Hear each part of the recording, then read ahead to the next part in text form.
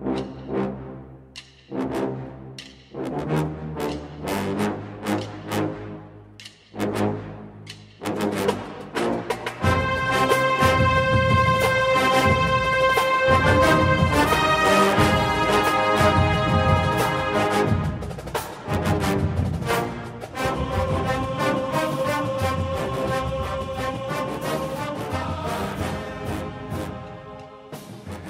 morning, Bucknutters. Welcome to the Bucknuts Morning 5 here on Friday, June 16th, 2017.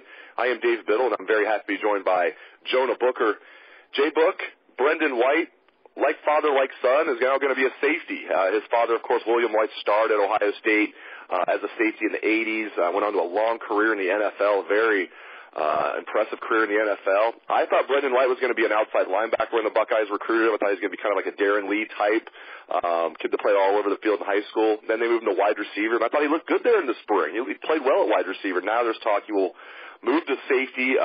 Your thoughts on Brendon White moving to safety? Do you think it's a permanent move, and just what do you think about him moving to safety? I don't know if it's going to be a permanent move. It's going to be depending on how big this kid's going to get, because be a big safety size-wise. It's an interesting move. They mentioned that they wanted to have 6 scholarship safeties back there, which to me it sounds like it's quite a bit of bodies back there. But nevertheless, he's moving there from the wide receiver, from the linebacker position.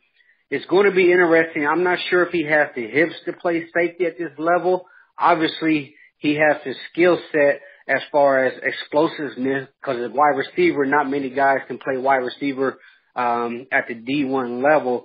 So it's going to be interesting to see if he can stick there. I think it's going to be continuing conversation based on how big he's going to get, because he may grow down to a walkout linebacker, a Darren Lee type of guy.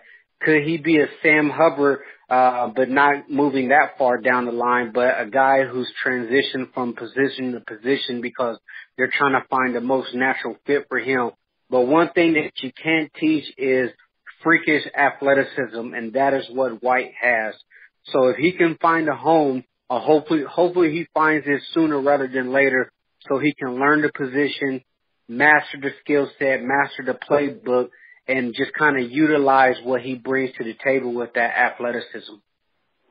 Yeah, I'm excited about the kid. I think we're going to look back on it. Wherever he ends up position-wise, if he stays a safety, if he moves back to wide receiver, beefs up and moves to outside linebacker, I think we're going to look back on it years from now and say he was a good starting player for Ohio State. I don't know if he's going to be a superstar, but I think eventually he will be a good starting player at some point in his career for the Buckeyes.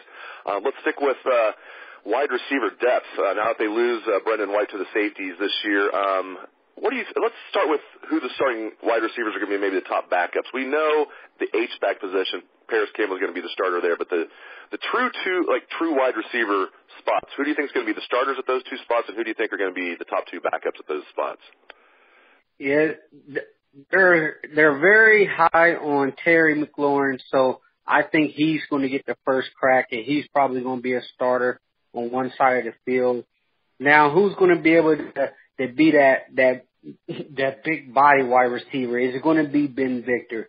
We don't know. Is it going to be Austin Mack, which sounds like he's starting to come on, but everybody is waiting to see what Victor's going to do. So that's going to be the potential starters there with the big body guys. Trayvon Grimes, he's in the mix. I still think he has a ways to go getting adjusted to the game and the speed and making sure his knee is healthy. So it's going to be a summer-type competition there, but you have to like the depth there if they feel that they need to go ahead and move White to safety. Obviously, they're telling the public that, hey, we feel pretty good about the guys that we have here. So I'm looking to see who's going to battle that, but I'm for sure penciling in McLaurin and Paris Campbell as 2 of the starters. The other ones, I think it can be an open competition. Who's going to step up? Johnny Dixon is a name who's going to be able to move in there. But if I had to put a name on paper, I think it's going to be KJ Hill, who will end up being the starter. I want to switch gears and talk about the situation at Michigan State. It's been a tumultuous offseason, to say the least, in East Lansing. You posted an interesting post to the Front Row message board yesterday talking about how Spartan fans are pretty much blaming Curtis Blackwell for everything that happened. For those who don't know, Curtis Blackwell kind of took a Mark Pantoni role on Michigan State staff. I think about 3 years ago he was hired, and Michigan State fans were fired up about it. They loved it, and it was easy to see why. This young man, I think he's 39 years old, ran the Sound Mind, Sound Body Camp in Detroit, and it looked like it was just going to be a home run hire for the Spartans. But he was let go. Their top 4 recruits from our 2016 class have been dismissed from the team. I don't think Curtis Blackwell did anything criminally wrong, but it sounds like he was trying to maybe investigate the sexual assault allegation himself and kind of went rogue. Just what do you make of this? Do you think the Spartans or the fans are misplaced by being mad at Curtis Blackwell? Do you think he did something really wrong? Just give us the latest. What do you think happened with Curtis Blackwell and Michigan State in general? Yeah, Dave, I've been following this story with Michigan State for several months now. Early on, you really wasn't getting a lot of detail out. They were claiming protection of the student athletes, so you didn't get a lot of names or information, and it trickled out, drip by drip. And as you mentioned, you go over to the Michigan State board, and they're absolutely trying to make Curtis Blackwell the fall guy. Now, you have to look at some of the charges and allegations that these guys, players are being hit with. And yes, Curtis Blackwell may have done, his little bit of wrongdoings, but these are serious allegations. And at the end of the day, this falls back on D'Antonio making sure that his kids understand the type of ramifications that will come with these type of allegations. And I look at this Michigan State team, which struggled last year. They're losing 7 guys all of a sudden, boom, this off season as they're going into a year that's going to be a make or break type of crossroads for this program. And Curtis Blackwell, as you mentioned, he was a guy that they really thought was going to be the next Pantoni. When they were hot, everybody was hyping and saying, hey, we got our Pantoni over here, because he was the co-founder of the Sound Mind, Sound Body Camp, which was loaded with college coaches going up there trying to get a peek of the Detroit inner city kids. And he's dialed into the Detroit connection of high school football. So essentially, D'Antonio wanted to bring him on staff to shut out Michigan and Brady Hoke at the time. And they wanted to lock down the Detroit area right in Michigan's backyard. And they felt like Blackwell was going to be able to he was going to be the guy to deliver those Detroit kids, which Donnie Corley and a couple of the high-profile kids came from. And so it makes it interesting, because I'm going to be monitoring it closely how this now affects Michigan State in the Detroit area, because if the locals feel like Blackwell's being done dirty and he's been the one that's been made to fall on the sword, it could have big-time recruiting ramifications for Michigan State. So it's a juicy story. If you follow the details of it, you have Austin Robertson, who was a guy that Ohio State was looking at, that passed on for character issues, that's being tied up in these allegations.